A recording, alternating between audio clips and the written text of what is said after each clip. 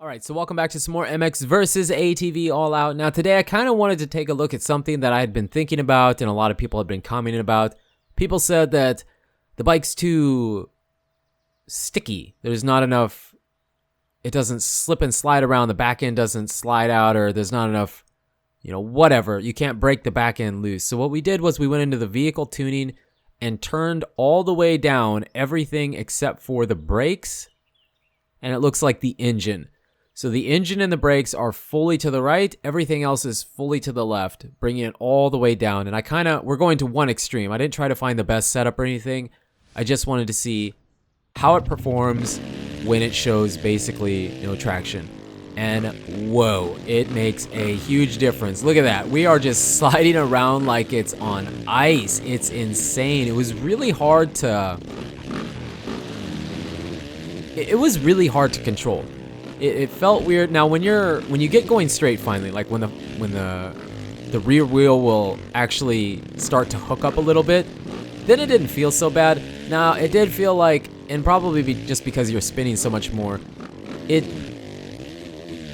doesn't hook up as good even in a straight line as it normally would. And I know that makes sense, but it's a video game, so I wasn't totally sure how that would work.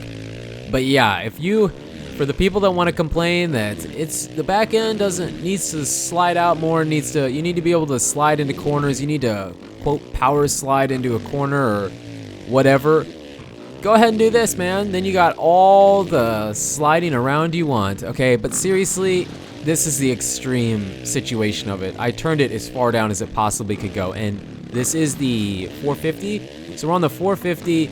And it is fully upgraded. I don't know, it might be worse maybe if you're not upgraded. Maybe if you're not upgraded, you could actually get it to slide around even more, but I don't know why you would, because if you go into multiplayer like this, you're gonna get destroyed. But what I'm trying to say is that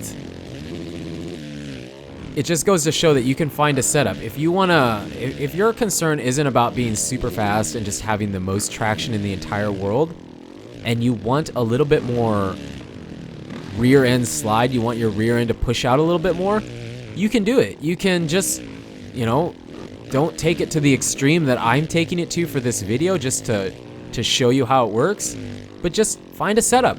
So back it off little bits at a time, or start where I am. Take it all the way to the same setup I have, and then,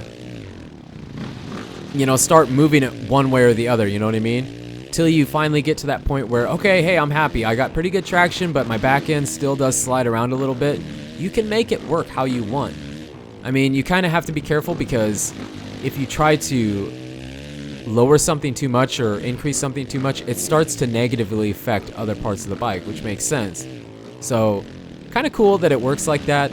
And so the tuning does make a huge difference. It's not just a aesthetic thing in the game. It actually does affect it quite a bit, and I'm pleasantly surprised. I don't know if I'm surprised, I guess, because we've had bike tuning in the past, and it has affected the bike, and it does affect the game, but it affects it a lot. I mean, a lot. You guys know, we're gonna cut to it here in just a second, but you know what it looks like when traction's all the way up, and you just have tons of grip and everything. And now you can see, even up the face of that jump, we were sliding around, and in the corners, whoa, you can see it. I was gonna do it on a supercross track, but I think that would have been too hard. And now we kind of cut to where everything's back to being all the way to the right side. It's all the way upgraded, maxed out, fully upgraded bike, 450 again, like I already mentioned. Kind of went through and was like applying to each one because I wanted to make sure that it didn't try to reset itself back to what it was, and then we get back to the track, and now we're back to the way we have always been riding, and you can clearly see we have tons of traction. And to be honest with you, it felt really weird, because I know that clip was really short, but I rode around like that for quite a while, because I played with it for a while just to get used to the way it would slide around like that, so that when I did the video, at least I could stay on the track. And then when I came back to this, it was awkward. Like, look at that. We cut that corner way short because I was so used to turning really early just to anticipate how far it's going to slide out. So it feels really weird. But this is the extreme opposite, where you have a lot of traction. And I would still say that, if you're going to race multiplayer, you're still probably better off like this, maybe backing it off a little bit. But if you're, I mean, the game's to have fun. It's to have fun. You play this game for fun, and this game is a heck of a lot of fun. And so if your goal is to not go to race multiplayer and just to have fun and burn off some good laps and get your rear end to slide around more, you know, then you can adjust the settings to that. So someone was talking about it in the comments. Someone was also asking how much the tuning of the bike actually does affect the bike, because they said that they had played Encore and bought Encore recently or not too long ago, and they were a little unhappy because Encore is notorious for being a little bit slippery. Now, towards the end of Encore for me, I had played hundreds and hundreds and hundreds of hours in it, so I got used to it and I was happy. I love Encore. I still do. It's not my all-time favorite game, but it's up there. I don't know, maybe that's because I played it so much, but I loved Encore. But I do recognize that it was a bit slippery, and it just took some getting used to be able to control the bike. And here, you know, it's like the exact opposite. So when you upgrade everything and tune it to what you want to be the best setting, it's like completely opposite of what Encore was. But I'm trying to show you that you can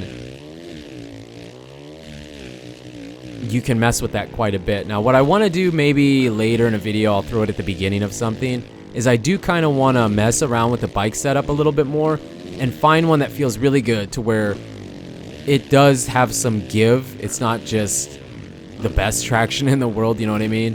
Where we have some give. Just try and find a really good setup for the game. It's something that I haven't had to really think about in an MX versus ATV game in a while, minus when we play Reflex. And basically Reflex, I always would use the same bike setup. So hope that you found that interesting. I'm sure a lot of you guys, if you played the game, have already checked that out. But do yourself a favor and try what I did, and you can feel the difference, and then start working for a setup that you feel like will work for you. So that about covers it for this video. Thank you so much for all the support on this series. It really does mean a lot. Let me know down in the comments what you'd like to see next, and I will try to get that in for you. But you guys and girls are absolutely amazing. Again, thank you for the support, and until the next video, take it easy.